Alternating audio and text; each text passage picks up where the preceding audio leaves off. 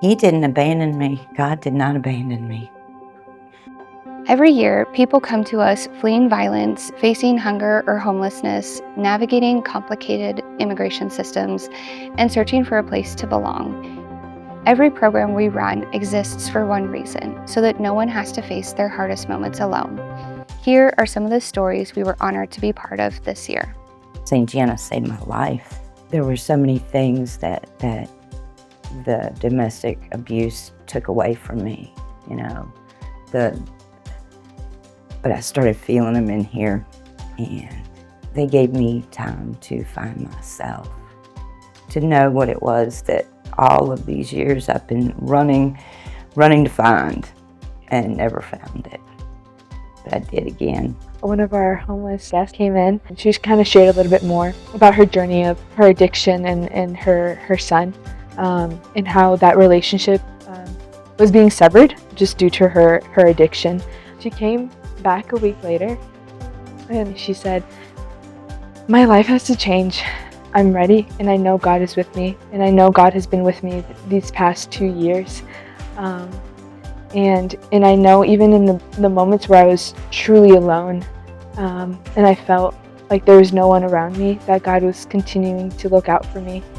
And about a week later, she actually called the front office just to talk to me. Hey, like, I'm here. I'm feeling better.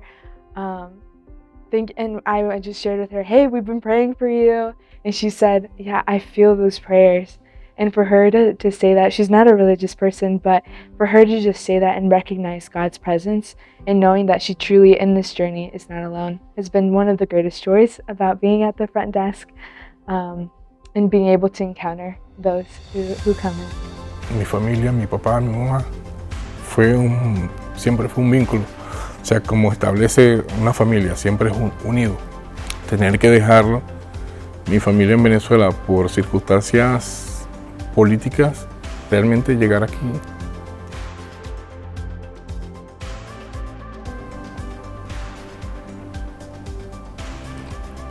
Me siento como en casa. Una gran familia. Most of us here, we have so much and think we don't have enough. And we look at people, the refugees coming here, they come with nothing, absolutely nothing. And so to welcome them in and give them an opportunity to have some of the prosperity that we have and some of the futures we have, particularly for their children, that's an awesome opportunity. When I first got here,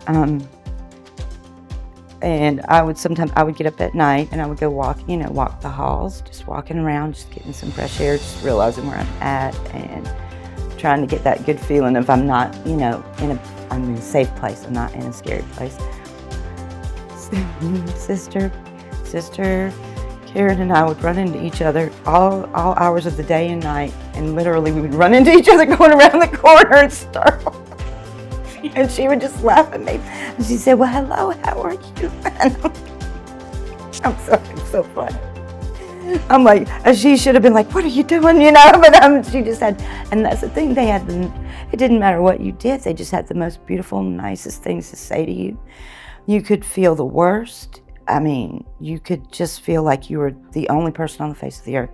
And then you would accidentally bump into one of them or and there you are.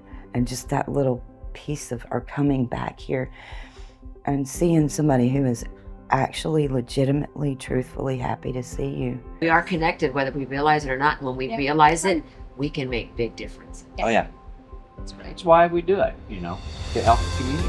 The items serve a greater purpose because they're not just little trinky things that someone's going to bring home, because that money goes to helping a food market, which helps our neighbors in need.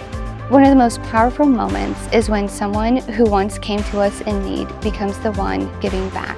That transformation from receiving help to becoming help is at the heart of everything we do.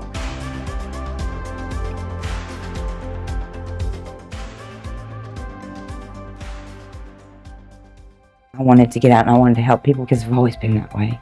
I come back here and I volunteer with the nuns, cleaning the rooms and stuff. I love it. I love it. I caused so much hurt when I was younger, so that's something I don't want to do. I just want to be helpful in any kind of way I can. CSS in Lincoln were kind enough to give me a car, so I made a promise to God and a promise to Katie Patrick that when I got the car, I would use it for the greater good of the people, my neighbors. A lot of them don't have transportation. Like where we're going today, I made several deliveries to her. And I think it was maybe the third or fourth time she said, "Do you want to meet my birds?" And I said, "Oh, you have birds?" I think she just needed to maybe get to know us and trust us. And then she brings us into, you know, her world. And she's such a neat person. She's so gracious and so thankful.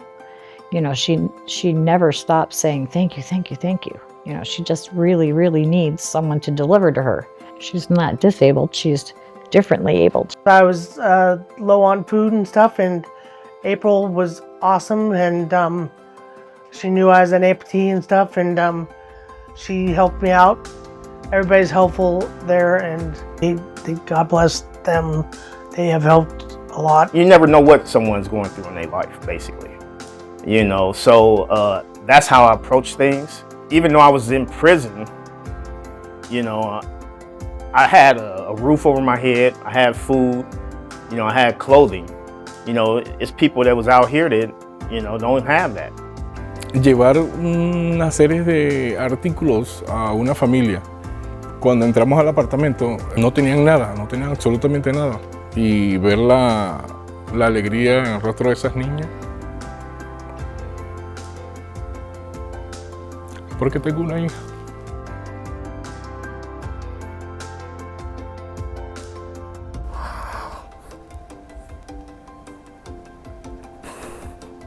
Every story you've heard today is a reminder that none of us were made to walk through life's hardest moments alone. As Bishop Conley shared in his pastoral letter, A Future with Hope, we are created for community and we need human connection. The Encounter CSS forms with those we serve result directly from your support. And because of this community, our donors, our volunteers, our staff, we said you are not alone thousands of times this year. And together with your support, we'll keep saying it.